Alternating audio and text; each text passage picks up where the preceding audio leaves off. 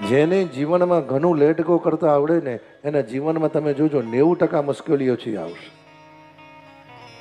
આવો છો વેલકમ, નથી આવતા કઈ નહીં.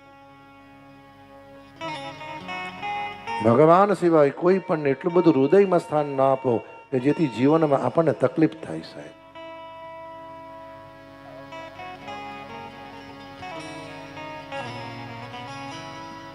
અને અમુક ઉંમર પછી જો સ્વભાવ નહીં સુધરે તો અમુક અમને જોજો કે જેનો સ્વભાવ નથી સુધરતો ને જીવન તો બગડે પણ મૃત્યુમાં ભયંકર વેદના થાય સાહેબ. ભાગવતજી કહે છે કે માના ઉદરમાં તમે એકલા રહ્યા છો ને, અમુક ઉંમર પછી જીવનમાં એકલા રહેતા શીખો. કારણ કે તમારે જ્યારે જેની જરૂર હોય છે ત્યારે તમારી પાસે કોઈ હોતું નથી.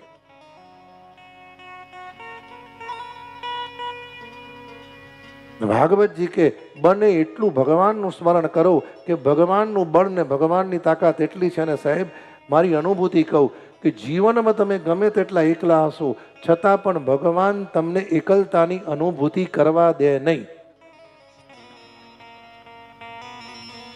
સમય સમયે તમારે જેની જરૂર છે ને ભગવાન ગમે તે રીતના એ વ્યક્તિને ત્યાં મોકલી આપે છે.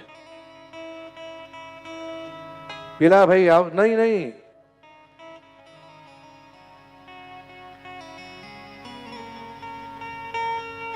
અને જે લોકો જુઓ તમે સાહેબ, જે બુદ્ધિજીવી લોકો છે, જે શરણાગત લોકો છે, અમુકને કહેવું ને અમુકને એકલા રહેવાનું ગમે છે, લોકો એની સાથે રહેત ના ગમે.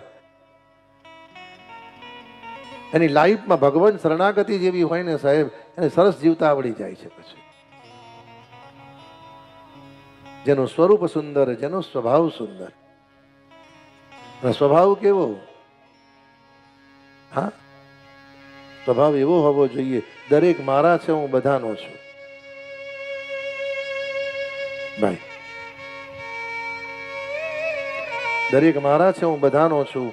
બહારથી પ્રેમ જગતને કરો, અંદરથી પ્રેમ ભગવાનને કરો તો જીવનમાં જીવવાનો આનંદ આવશે સાહેબ.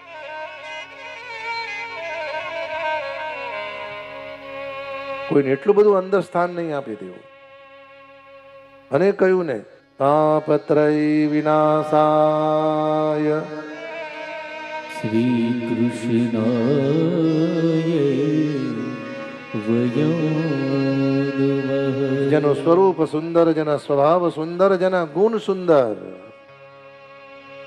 અને અમુકને તમે જોજો ભલે સ્વભાવ બરાબર ના હોય પણ દેખાવમાં એવા સુંદર હોય ને કે એ જે લોકો એને જુએ એનું કામ થઈ જાય. અમુકનો સ્વભાવ એવો હોય કે દેખાવમાં ના હોય પણ બે શબ્દ એવા બોલે ને તો સાહેબ વર્ષોનું કામ થઈ જાય.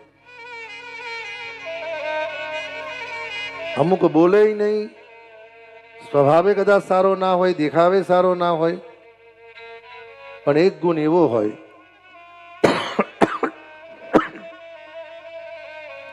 એક ગુણ એવો હોય એનો કે ભલે દુનિયા મને ગમે તેમ કે પણ ભગવાને મને જે જીવનમાં સ્ટેટસ આપ્યું છે ને એ પ્રમાણે મારે લોકોનું કલ્યાણ કરવું છે. હા, અને ભગવાનનું ગુણ કે કહ્યું ને,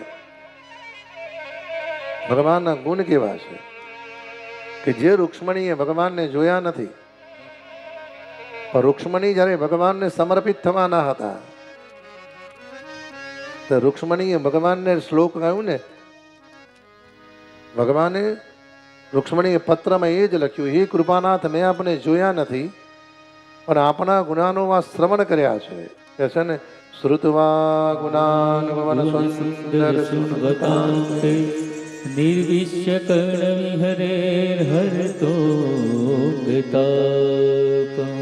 હે દ્વારિકાનાથ મેં તમને જોયા નથી, મેં કેવલ તમારા ગુણ સાંભળ્યા છે.